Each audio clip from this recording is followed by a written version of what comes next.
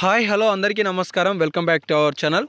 తెలంగాణ రాష్ట్రంలో చాలా నెలల తర్వాత రైతుల ఖాతాలలో ప్రభుత్వం రైతు భరోసా అనేది నిధులు విడుదల చేస్తుంది. అయితే ఈరోజు కూడా రైతు భరోసా నిధులు అనేవి జమ అయ్యాయి.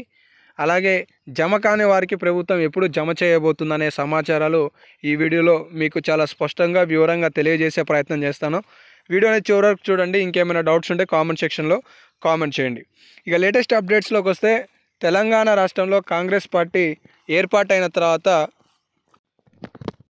రైతు బంధు స్థానంలో రైతు భరోసా 7,500 రూపాయలు ఇస్తామని చెప్పేసి హామీ ఇచ్చింది.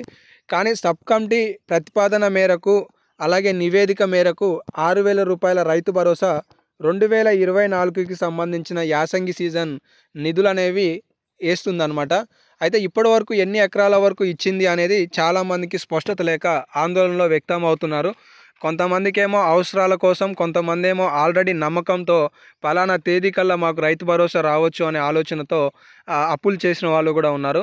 వాళ్ళకి సంబంధించి ప్రస్తుత స్పష్టమైన వివరాలు ఏంటివి అనేది ఒక్కసారి మీరు తెలుసుకోవాల్సిన అవసరం అయితే ఉంది.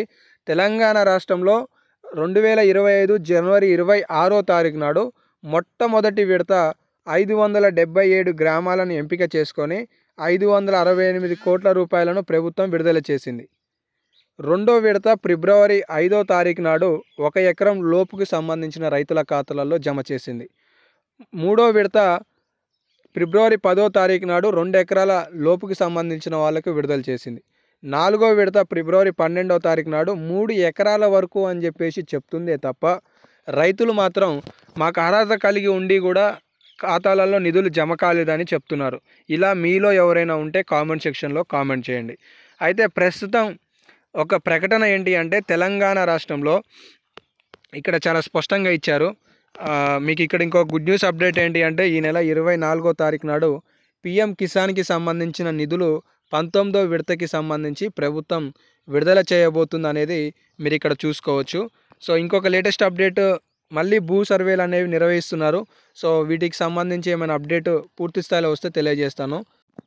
సో ఇదే ఒక గుడ్ న్యూస్ అప్డేట్ అయితే ఉంది. ఒక ప్రకటన, రైతులందరికీ రైతు భరోసా నిధులు 3 ఎకరాలు ఉన్న వారందరికీ వెంటనే విడుదల చేయాలి అని చెప్పేసి తుమ్మల నాగేశ్వరరావు గారు, బట్టి విక్రమార్క గారు అధికారులను ఆదేశాలు ఇచ్చారనేది చూసుకోవచ్చు.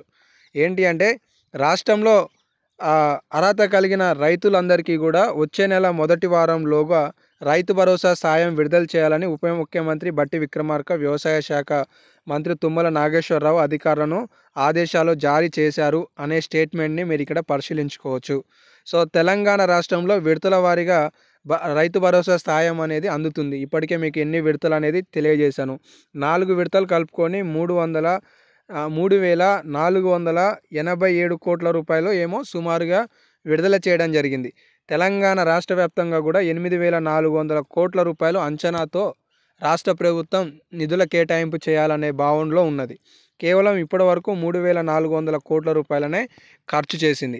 అవి కూడా 3 ఎకరాల లోపుకి సంబంధించిన వాళ్ళు అనేదే స్టేట్మెంట్ని కూడా ఇవ్వడం జరిగింది.